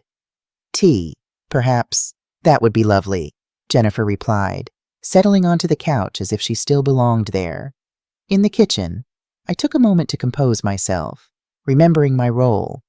When I returned with 2 cups of tea, Jennifer had already moved to Mark's desk, casually examining papers I'd deliberately left visible bank statements showing significant remaining assets. "So much paperwork after someone passes," she commented, returning to the couch. "It's overwhelming, isn't it?" "Completely," I agreed, injecting weariness into my voice. "The legalities, the financial matters. I'm a soldier, not an accountant." Jennifer's smile was predatory, though she clearly thought it sympathetic. "That's why I thought we should talk privately. All these lawyers and courts, they just complicate things. Mark would have hated seeing his money wasted on legal fees." I nodded, encouraging her to continue. "I'm thinking we could settle this simply," she went on, leaning forward confidentially. "You keep some sentimental items. I maintain the lifestyle Mark wanted me to have, and we both move on with our lives. No prolonged court battle, no messy public fight." "What exactly did you have in mind?" I asked, playing the role of someone considering capitulation. Jennifer's proposal was breathtaking in its audacity. She would take the house, the investment accounts, and Mark's life insurance, while I would receive some personal effects and a generous one-time payment of $50,000. "That seems uneven," I said carefully, feigning confusion rather than outrage. "Mark and I were building a life together," she explained smoothly. "Everything we had was meant for our future. He'd want me to be taken care of." She sighed, a practiced sound of resignation. "The truth is, Shirley, Mark knew he was sick for months before he told anyone. He could have gotten treatment earlier, but he refused. By the time he finally saw specialists, it was too late." The implication was clear. She was suggesting Mark had been suicidal or negligent about his health, attempting to undermine the medical negligence angle the police were investigating. "That doesn't sound like my son," I said, allowing genuine emotion to color my words. Jennifer's expression hardened slightly. "You weren't here. You were off playing soldier while he was dealing with this alone." She quickly softened again. "I'm sorry. That was unfair. We're both grieving. But Mark made his choices, and now we have to respect them." "Including his choice to leave the bulk of his estate to charity?" I asked. Watching her reaction, her smile froze. "That document was created when he was heavily medicated, barely coherent. His real wishes were for me to be taken care of. He told me so many times. And the recordings where you discussed spending his money while he was dying, were those his wishes too?" Jennifer's facade cracked completely. "Those recordings are fake. You set me up, turned Mark against me at the end." "So you're saying Mark wasn't of sound mind when he made those recordings?" When exactly did his mental capacity become compromised? Jennifer, before or after you started moving his money offshore? She stood abruptly. Tea forgotten.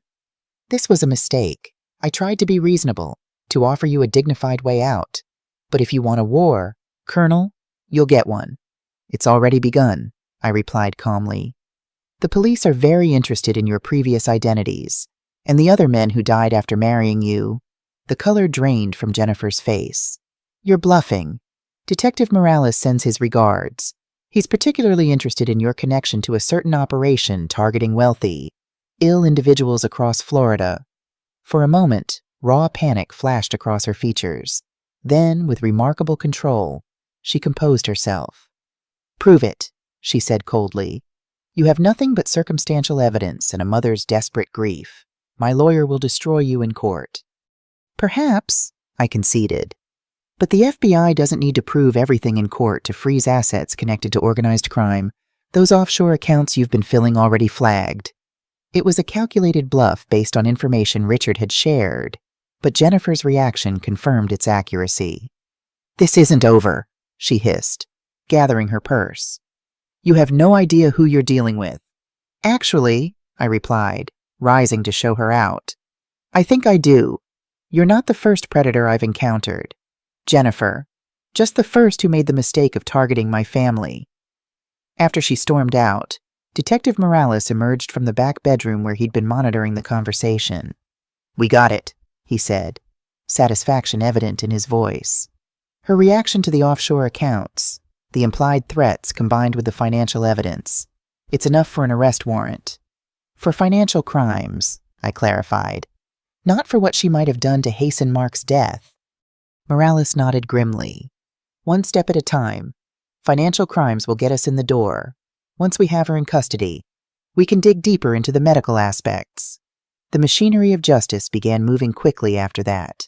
Jennifer was arrested the following morning on charges of grand theft, fraud, and exploitation of a vulnerable adult. The search of her hotel room yielded multiple phones, identification documents under different names, and a laptop containing evidence linking her to similar schemes in other states. The news coverage was immediate and extensive. By afternoon, Martinez called to inform me that Jennifer's attorney had withdrawn from the civil case, citing irreconcilable differences with the client. We've essentially won by default, Martinez explained. With Jennifer in custody and facing criminal charges, no reputable attorney will touch her appeal. The civil court will almost certainly confirm your control of Mark's estate permanently. It should have felt like victory. Instead, it felt hollow, a battle won too late to save what mattered most. 3 days later, Mark's funeral service filled the small chapel at Naples Memorial Gardens. To my surprise and deep gratitude, the pews were crowded colleagues from his architectural firm, neighbors, clients whose homes he had designed, and, most unexpectedly, a group of teenagers seated together near the front, each wearing a small pin shaped like a drafting compass. Mrs. Wilson sat beside me in the front row, her quiet presence a comfort as the military honor guard presented the folded flag on behalf of a grateful nation. The simple words, spoken so often at military funerals, took on new meaning as I accepted the triangle of blue and white on behalf of my son. After the service, as attendees gathered for the reception, a tall black man in his 40s approached me. He wore the same compass pin I'd noticed on the teenagers. Colonel Grant, I'm David Foster. I ran the architecture mentorship program Mark was involved with. He gestured toward the teens. These are some of his students. They asked to come pay their respects. The Foster Architecture Mentorship Program, the organization Mark had mentioned in his final letter. I'd been so consumed with Jennifer and the legal battles that I hadn't yet followed up on his request to look into it. Thank you for coming, he said, genuinely moved. Mark mentioned your program. He seemed to care deeply about it. Foster nodded, his expression warm. Mark was our most dedicated mentor. He worked with these kids twice a week, sometimes more. When they heard about his passing, they were devastated. One by one, the teenagers came forward to offer condolences, each sharing brief stories about Mark's influence on their lives. A girl named Maya, no more than 16, showed me a sketch of a sustainable housing design Mark had helped her develop. A boy called Jamal described how Mark had arranged for him to shadow professionals at his firm during school breaks. He believed in us, Maya said simply. When everyone else saw kids from the wrong side of town, he saw future architects. Foster handed me a card. When you're ready, Colonel, we'd love to talk with you about continuing Mark's legacy with the program. No pressure, of course. Just an open invitation. I tucked the card into my pocket, thanking him sincerely. For the first time since arriving in Naples, I felt a genuine connection to the life Mark had built here, not just the physical assets Jennifer had coveted, but the meaningful relationships and positive impact he'd created. The weeks following the funeral brought a gradual shift in focus, with Jennifer in custody awaiting trial and the civil matters largely resolved. I found myself at a crossroads. My retirement plan had been vague, perhaps travel, reconnect with old military friends, maybe write the memoir my former commanding officer had been encouraging me to tackle. Now, those plans felt empty, disconnected from what mattered. I'd come to Naples to surprise my son and instead found myself executor of his estate, caretaker of his legacy, and unexpected warrior in a battle against those who had exploited him. One morning, unable to sleep past dawn despite having no specific duties to attend to, I found myself driving to the address on David Foster's card. The Foster Architecture Mentorship Program operated from a renovated warehouse in a transitional neighborhood, an impressive space with high ceilings, abundant natural light, and walls covered with architectural drawings, models, and photographs. Foster seemed unsurprised to see me. "I had a feeling you might stop by," he said, offering coffee as he showed me around the facility. "Mark talked about you often said his attention to detail and work ethic came from you." The tour revealed drawing tables where students worked on designs, a small computer lab with architectural software, a workshop for building models, and a gallery space displaying student projects. Throughout the building, photographs documented field trips to significant architectural sites and mentoring sessions with professionals. Mark appeared in many of these images instructing teens at drawing tables, examining models with focused attention, laughing with students during what appeared to be a pizza party celebration. "How did Mark get involved?" I asked, studying a photograph of my son helping a young man adjust a blueprint. "He volunteered after designing a community center in this neighborhood," Foster explained. "Said he wanted to do more than just create buildings, he wanted to create opportunities for the kids who'd use them." That sounded like Mark always seeing beyond the immediate task to the human impact of his work. "We're actually facing a challenge," Foster continued as we returned to his office. "The building owner is selling, and our lease ends in 3 months. Mark was helping us look for new space and had started designing renovations for a potential location. I remembered the sketches I'd found in Mark's home office preliminary designs for a space similar to this one, but with expanded facilities. He'd labeled the project Foster 2.0 in his neat architectural handwriting. "Mark mentioned in his final letter that he wanted me to look into your program," I said. "I think he saw it as important unfinished business." Foster nodded, his expression both sad and determined.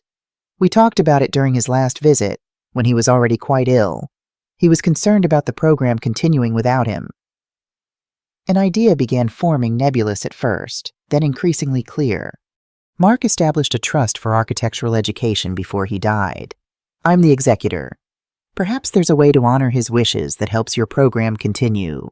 The meeting with the trust attorneys later that week crystallized the path forward. Mark's educational trust could be directed to establish a permanent home for the Foster Architecture Mentorship Program, creating an endowment that would ensure its survival and growth. Martinez helped navigate the legal requirements, modifying the trust parameters while maintaining its charitable purpose. Within a month, we had identified a suitable building, a former community center with good bones, but in need of renovation. Using Mark's preliminary designs as a foundation, the project began taking shape. I found myself at the center of it all, applying military logistical skills to civilian purposes, coordinating contractors, managing timelines, ensuring budgets were respected. The work gave purpose to days that might otherwise have been consumed by grief. Each morning brought new challenges. Each evening, a sense of progress. The teens from the program often visited the construction site, their excitement about the new facility infectious. Through it all, the legal proceedings against Jennifer continued in the background. Detective Morales kept me updated on developments, additional victims identified, evidence mounting of a sophisticated criminal enterprise. Jennifer herself remained in custody, denied bail due to flight risk and the severity of the charges. They're looking at decades of prison time, Morales told me during one update. The financial crimes alone carry significant sentences, and now they're investigating potential medical evidence as well. Justice was proceeding, but it no longer consumed my focus. Something had shifted, a realization that while pursuing Jennifer was necessary, building something positive from Mark's legacy was equally important.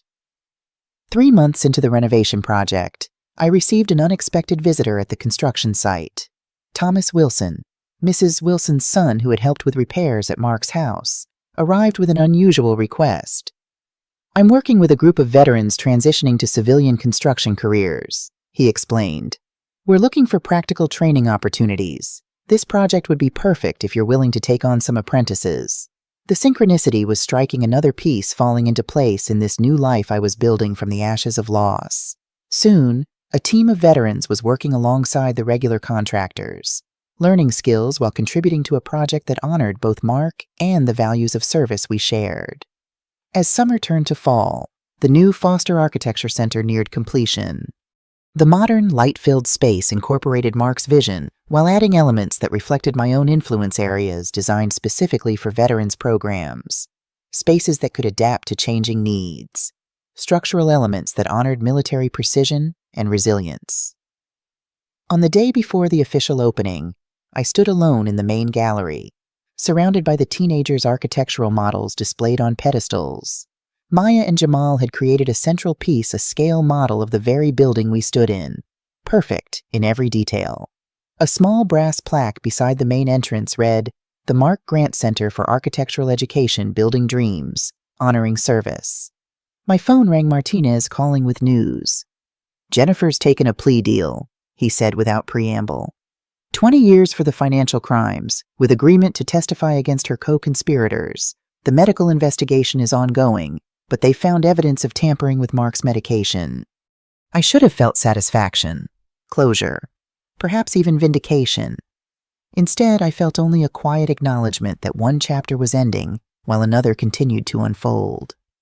"Thank you for everything, Edward," I said sincerely. "Your help has meant more than I can express." "What will you do now?" he asked.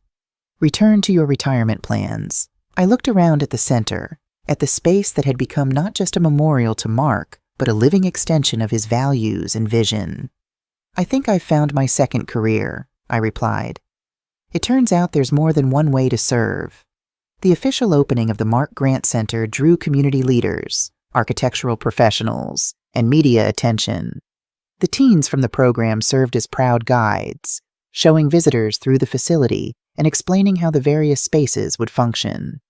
I stood back, watching the interaction between the young people and the community that had come to support them. This was Mark's true legacy, not the house or the bank accounts Jennifer had coveted, but the lives he had touched and the opportunities he had created. As the event wound down, David Foster introduced me to a visitor who had arrived late, Dr. Chen, the oncologist who had initially diagnosed Mark's cancer. "I wanted to see what Mark helped create," she explained, her gentle manner reminding me of Dr. Reynolds. He spoke about these students during his appointments, even when he was quite ill. We walked through the quieting center together.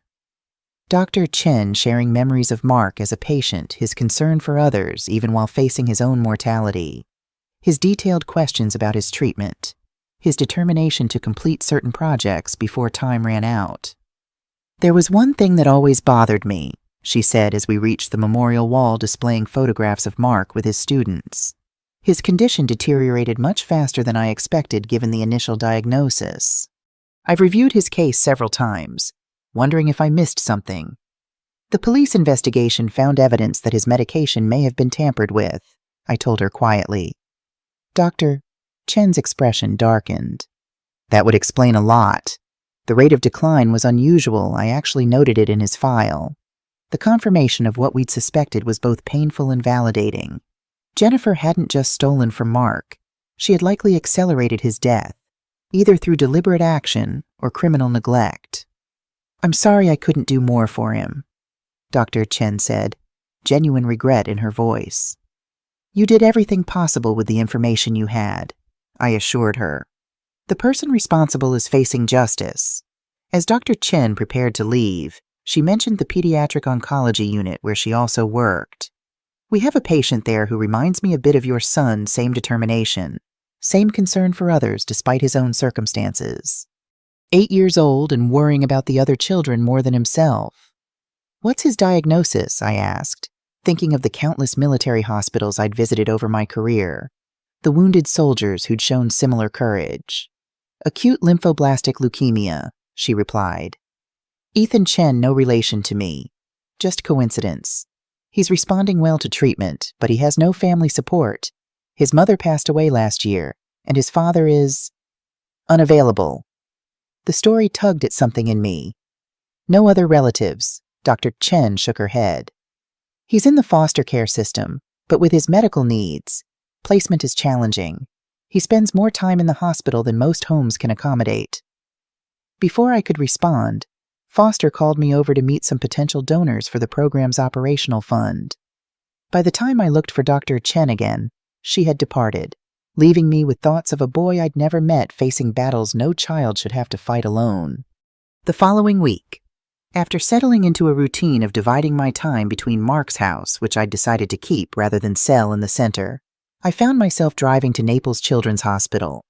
The impulse was difficult to explain, perhaps a continuation of the need to create something positive from loss, perhaps simply human connection to balance the administrative tasks that now filled my days. The pediatric oncology unit was bright with murals and child-sized furniture, a stark contrast to the military hospitals I was more familiar with. At the nurses' station, I introduced myself and asked about volunteer opportunities.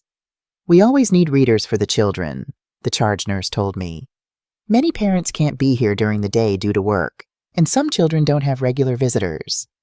As she explained the volunteer program, a small figure in a wheelchair rounded the corner, a thin boy with dark hair cropped close to his head, a NASA t-shirt hanging loosely on his frame, and bright blue sneakers that seemed too energetic for his pale skin.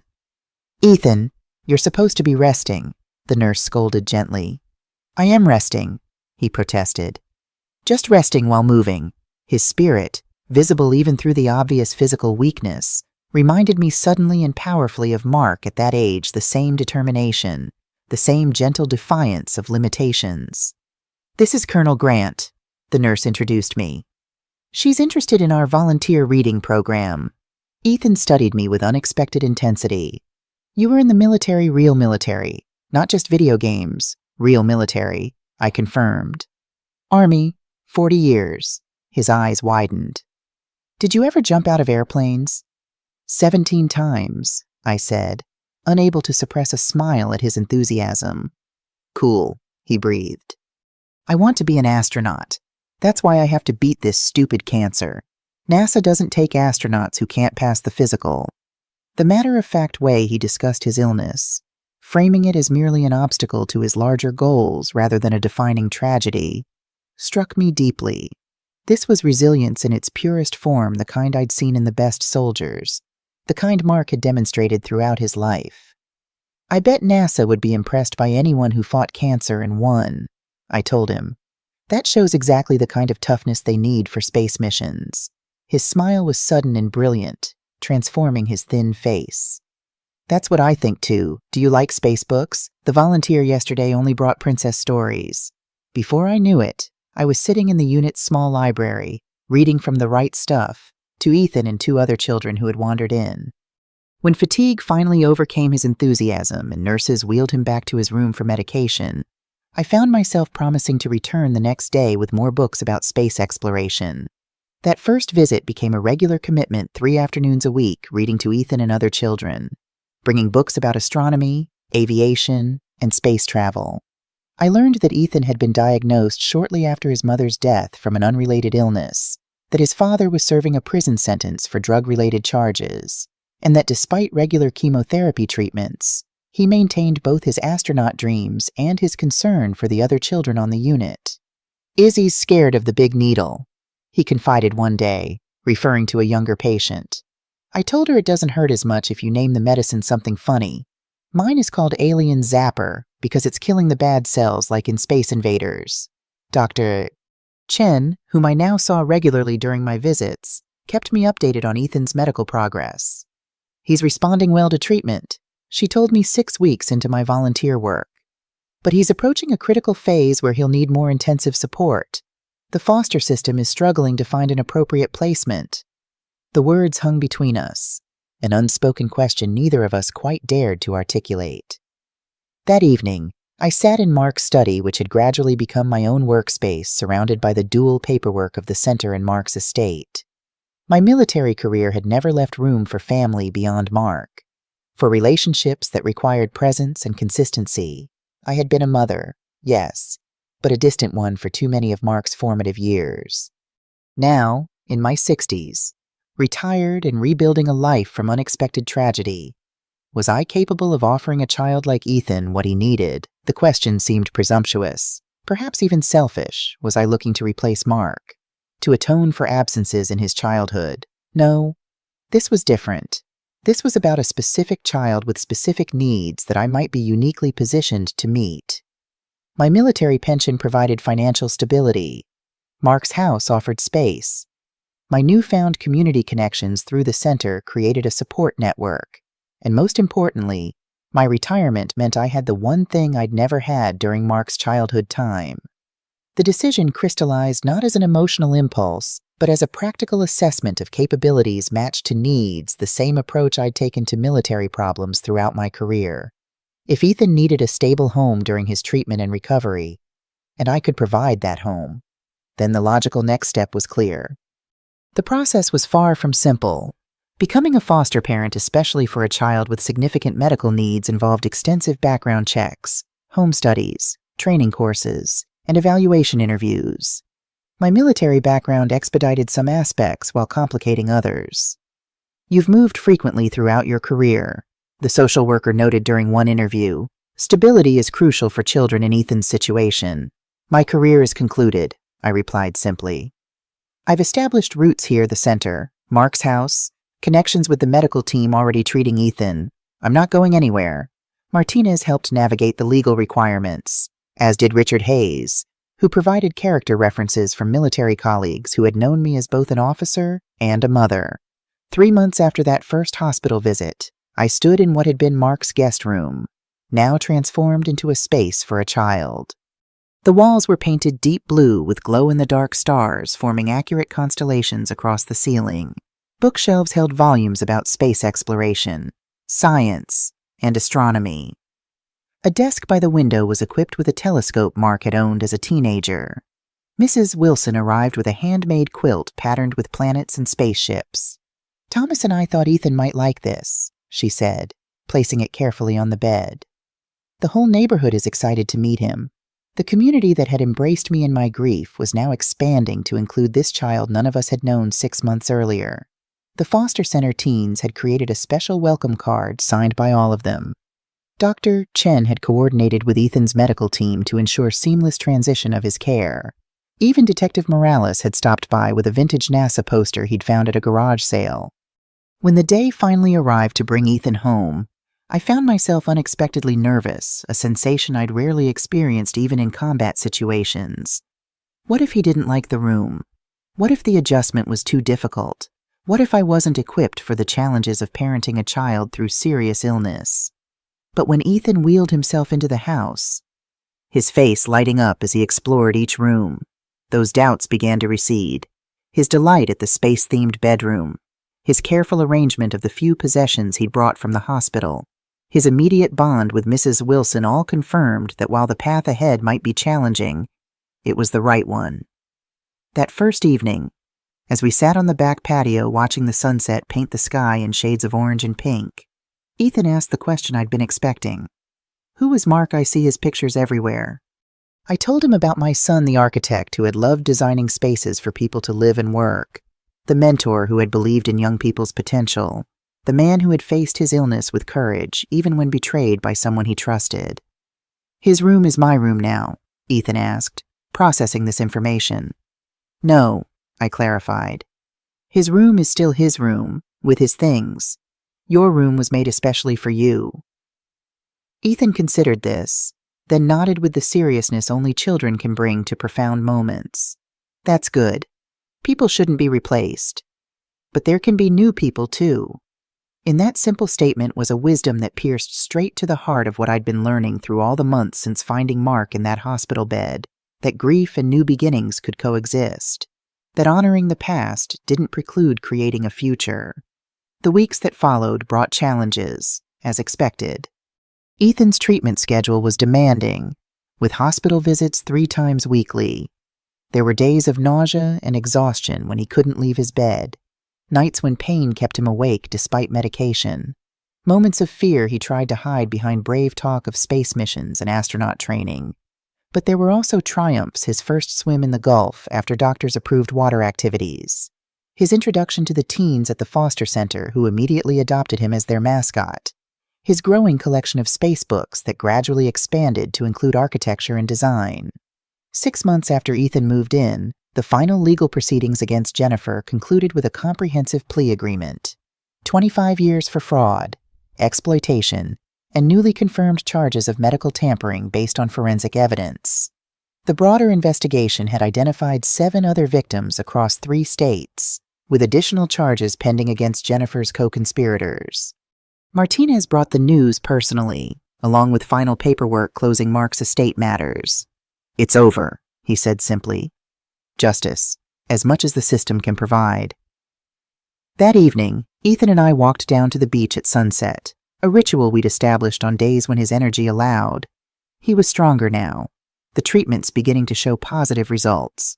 Though the road to complete recovery remained long, we carried a small wooden frame containing Mark's photograph, one I'd found in his office, not a formal portrait, but a candid shot of him laughing, truly happy, taken at the foster center during a student celebration. Ethan had asked about this ritual when I first suggested it, and I'd explained as best I could. It's not goodbye, because we carry him with us every day. It's acknowledgement of what was lost, what was found, and what continues.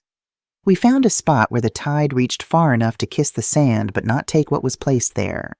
I set the frame down gently, pressing the base into the soft earth. Ethan placed a smooth stone beside it, one he'd found in the garden that morning, saying it would keep the picture from blowing away. We stood there for a long while, letting the waves speak for us. I thought about how different this moment was from the one I'd imagined when I first boarded that flight home, how loss had led me to something I didn't know I needed, how grief had opened doors to new purpose rather than closing them. When the horizon began to glow with streaks of pink and gold, Ethan slipped his hand into mine. I felt the steady warmth of his grip, the quiet promise that we were building something neither of us would have to face alone. "Ready to go home?" I asked. Ethan nodded, his gaze still on the photograph and the endless water beyond. "Yeah, I think he'd like what we did with the place." Turning toward home, I knew the house we would return to was more than walls and windows now. It was a place held together by new beginnings built on honored endings, a foundation strong enough to support whatever came next. And for the first time in a long time, that was enough. What would you do if you were in my place? Have you ever been through something similar? Comment below.